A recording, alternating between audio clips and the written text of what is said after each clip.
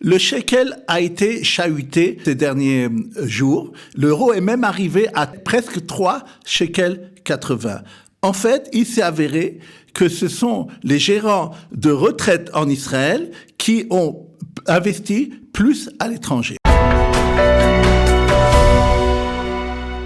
Nous retrouvons avec plaisir le docteur Daniel Guggenheim pour sa revue de la presse économique. Daniel, bonjour. Bonjour. Pourquoi le shekel et la bourse israélienne ont été chahutés ces derniers jours ? Effectivement, si on regarde ce qui s'est passé ces derniers jours, il y a eu des très grands mouvements, d'abord sur la monnaie, sur le shekel. L'euro est arrivé à dépasser même son cours d'il y a plus d'1 an, son maximum sur les 12 derniers mois. Il a presque frôlé les 3 shekels 80. Maintenant, et le dollar est presque allé jusqu'à 3,50 et pourtant nous avons été habitués très longtemps à un shekel stable et fort et on le dit ici, les chiffres économiques en Israël sont bons. Qu'est-ce qui s'est passé exactement? Alors, il y a eu la semaine dernière, en fin de semaine, Benjamin Netanyahu a réuni, c'était le lendemain de notre dernière chronique d'ailleurs, les chefs des différentes banques, parce qu'il avait entendu que, à cause de la réforme judiciaire dont on avait parlé un peu la semaine dernière, il y avait dans les milieux économiques et financiers des grandes craintes, surtout sur les investissements en Israël, etc. Alors il est venu leur parler pour leur dire que, globalement, il ne voit pas en ce que quoi la réforme de la justice fera du mal à l'économie, au contraire, et c'est des choses qui se discutent, mais le raisonnement qu'il a donné, je pense, c'est bon aussi que si on fait que il y aura moins de juridiction de l'économie, en hébreu mishpatizatia, ça peut au contraire aider les investissements dans le pays. Et d'ailleurs, je dirais peut-être de façon cynique que je crois pas que dans le monde entier, si on regarde, que les investissements sont fonction du régime démocratique ou pas du pays. Il y a beaucoup d'exemples de régimes beaucoup plus autoritaires qu'Israël ou qui ont fait des réformes qui sont pas démocratiques, ou la Russie avant l'Ukraine et des choses comme ça pour lesquelles les investissements étrangers allaient bon train. Alors, dans cette réunion-là, le directeur de la banque Hapoalim, et je pense aussi celui de la banque Discount, a dit, il faut que tu saches que, à cause de cette réforme judiciaire, il y a des mouvements sur les comptes et que les gens retirent leur argent.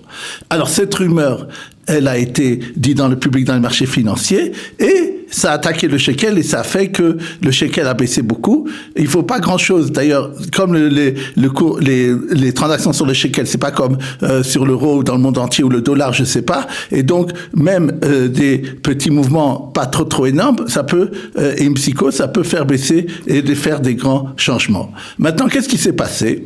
Le directeur de la Banque d'Israël a demandé aux différentes banques, est-ce que c'est vrai qu'il y a, de la part des étrangers, une volonté maintenant d'enlever ces investissements? Et alors la réponse qu'il a eue, et d'ailleurs la réponse qui a été confirmée par le chef de la bourse, a été pas du tout. Il n'y a rien qui a changé, point de vue des étrangers. Tout ça, c'est du rumeur. Ce qui s'est passé, c'est que les gérants, surtout de retraite en Israël, c'est-à-dire ce qu'on appelle les institutionnels, qui gèrent des dizaines de milliards de shekels des Israéliens, ont décidé de mettre plus d'argent à l'étranger, ce qui d'ailleurs affaiblit la bourse depuis, c'est pas seulement depuis maintenant, depuis le début du nouveau gouvernement, c'est ce qu'ils font.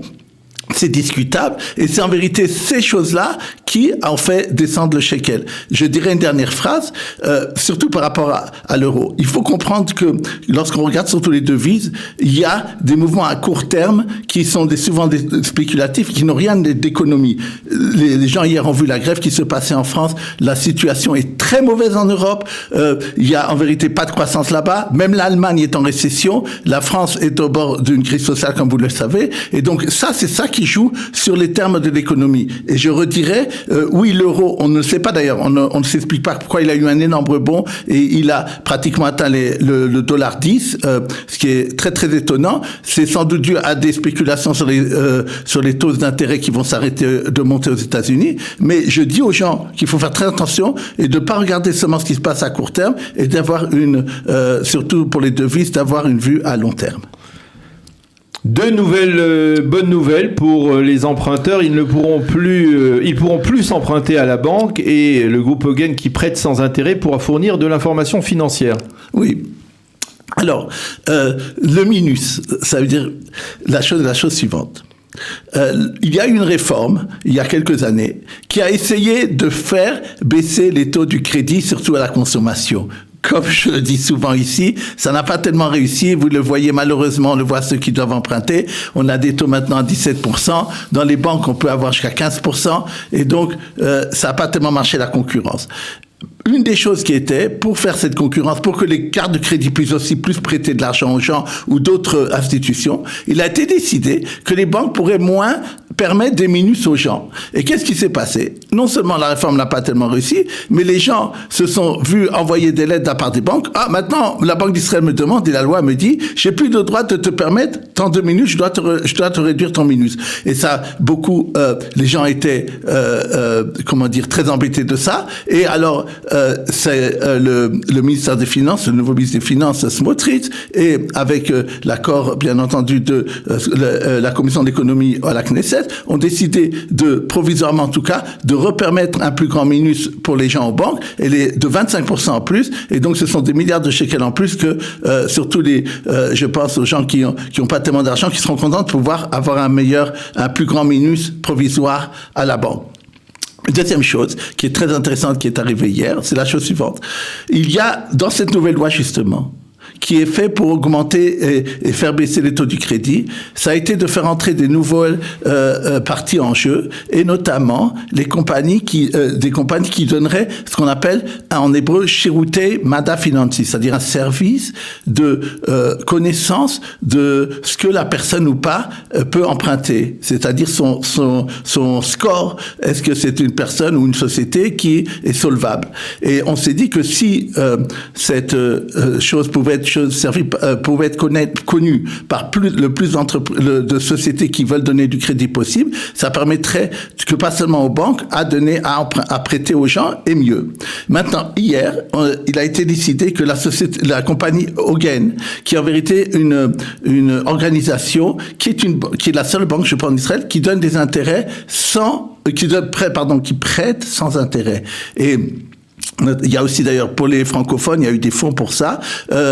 C'est très intéressant qu'on peut avoir des prêts sans intérêt. Cette société a eu le droit, non seulement comme avant, de pouvoir donner des crédits aux particuliers, aux entreprises, mais également maintenant de pouvoir entrer dans ce jeu qui permettra ou même de savoir elle-même quels sont les scores des gens, ou d'envoyer les scores aux autres. Et on espère que ça permettra à cette organisation qui est surtout bien sûr pour les gens qui sont défavorisés, de pouvoir donner plus de crédit et bien entendu à tous ces hausses extraordinaires, ou même elle le fait à des taux extrêmement bonifiés pour les entreprises.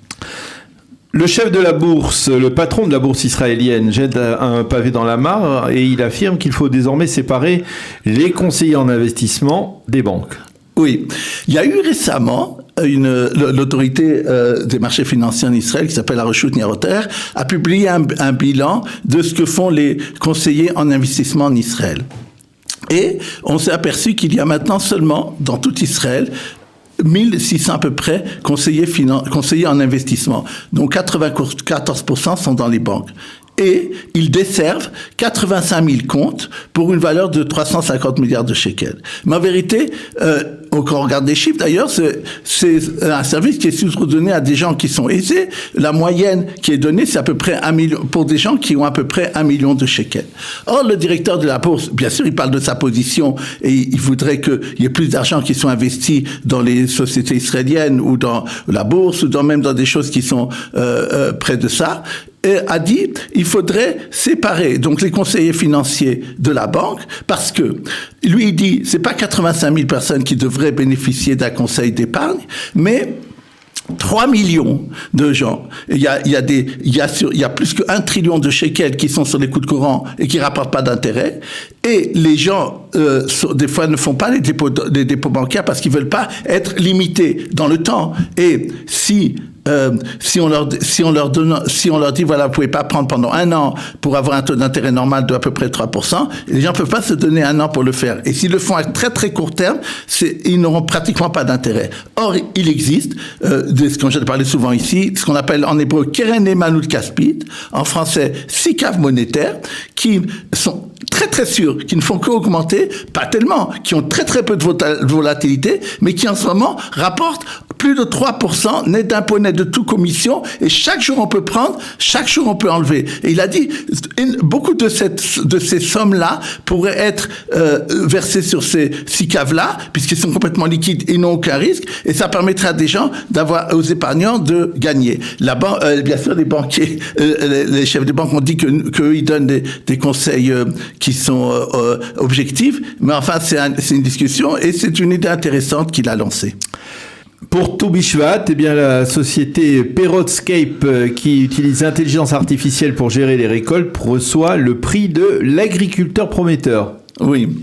Il y a chaque année en Israël une réunion des agriculteurs, comme dans beaucoup de pays, et elle s'est tenue au début de janvier 2023.